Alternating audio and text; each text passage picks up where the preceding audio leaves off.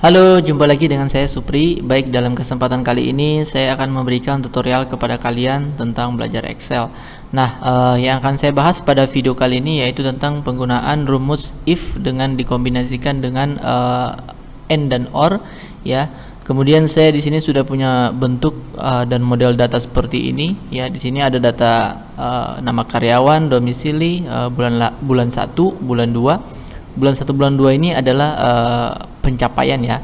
Kemudian ada performa, lalu ada gaji dan juga ada komisi.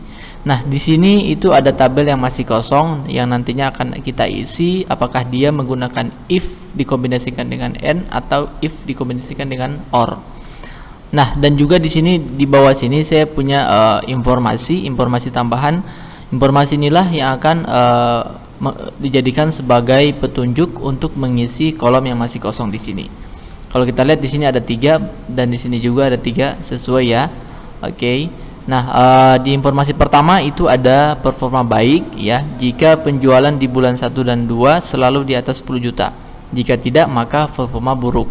Berarti di kolom performa ini, ya. Kemudian di informasi kedua itu ada gaji 5 juta jika domisili Batam atau Jakarta, sedangkan 4 juta di Bandung.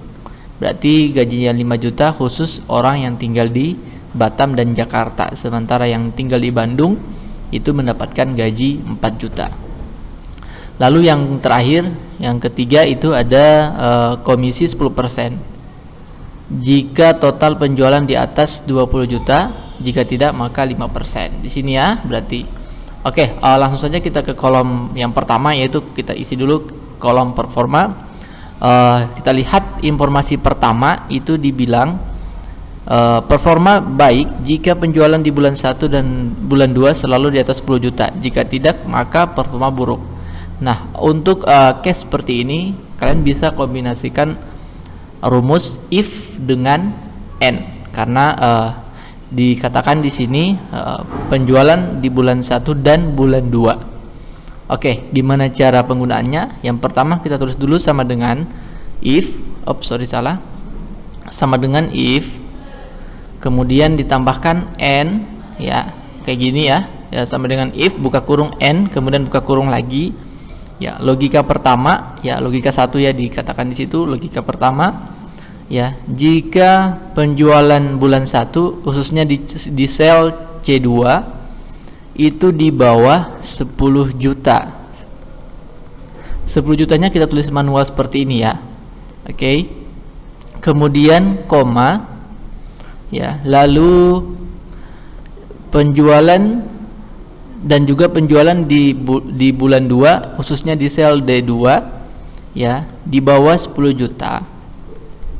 Sama, ya, case-nya, ya. Kedua bulan ini harus 10 juta atau di atas 10 juta. Oke, kemudian tutup kurung.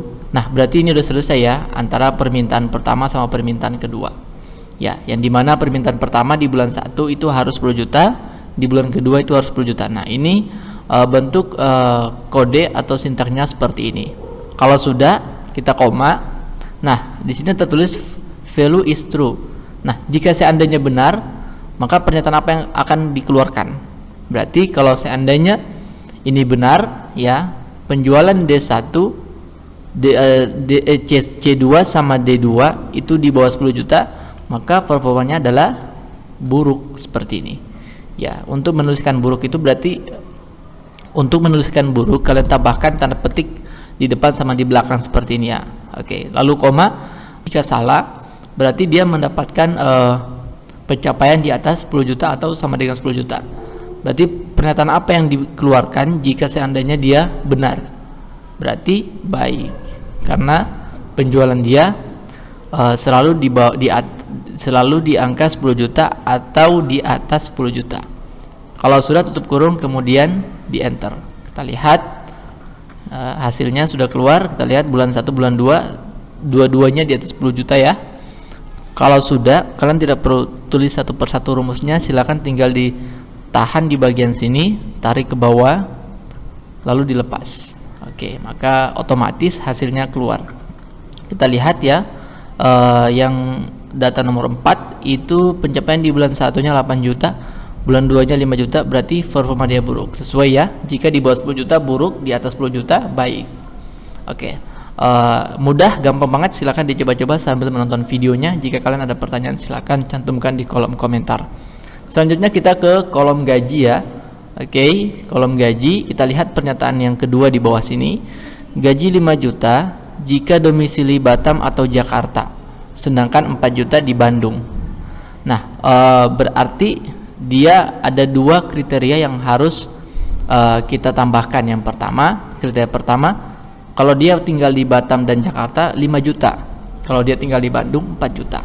Nah, untuk menyelesaikan case ini kalian bisa gunakan rumus kombinasi if dengan or ya, karena di situ ada berbunyi Batam atau Jakarta ya, or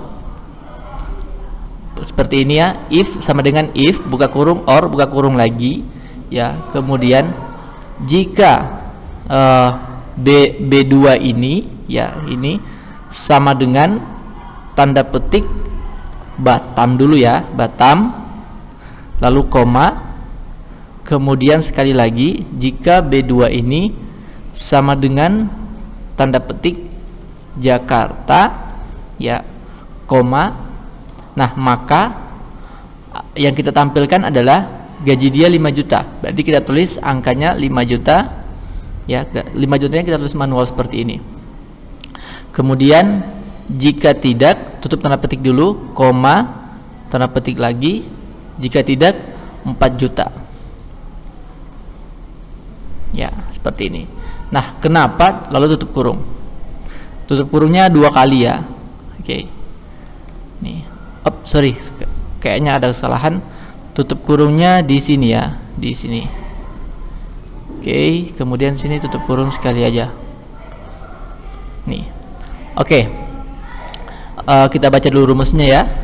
Kita pahami ya, sama dengan jika ya sel B2 sama dengan Batam, kemudian B2 sama dengan Jakarta, berarti 2 ya, maka yang ditampilkan adalah gaji 5 juta ya, jika tidak 4 juta. Nah, pertanyaannya kenapa kita nggak masukkan Bandung?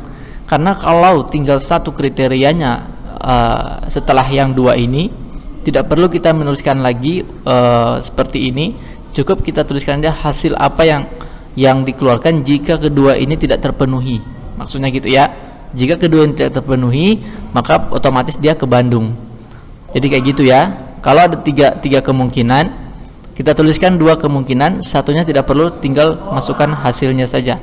Karena otomatis ketika dia sudah tidak memenuhi kriteria ini, dia otomatis akan ke kriteria selanjutnya. Oke, coba kita enter. Nah, kita lihat hasilnya. Di sini Batam 5 juta ya. Oke, sesuai, Batam 5 juta. Kalau sudah, silakan tinggal ditarik ke bawah seperti ini.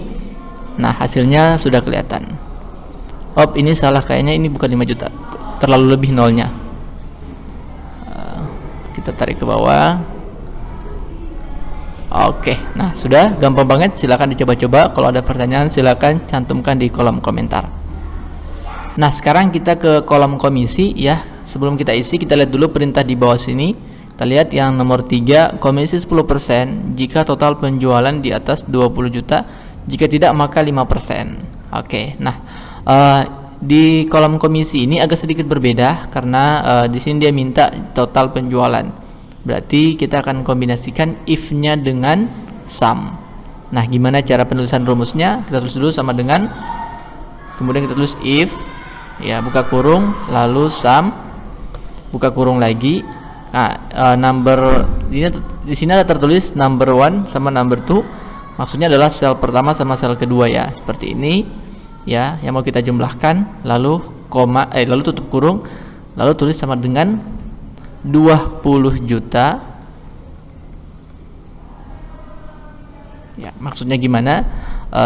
If jika total dari 2 bulan ini, bulan 1 bulan 2 sama dengan 10 juta, maka apa yang terjadi? Ya, maka dia mendapatkan komisi 10% ya.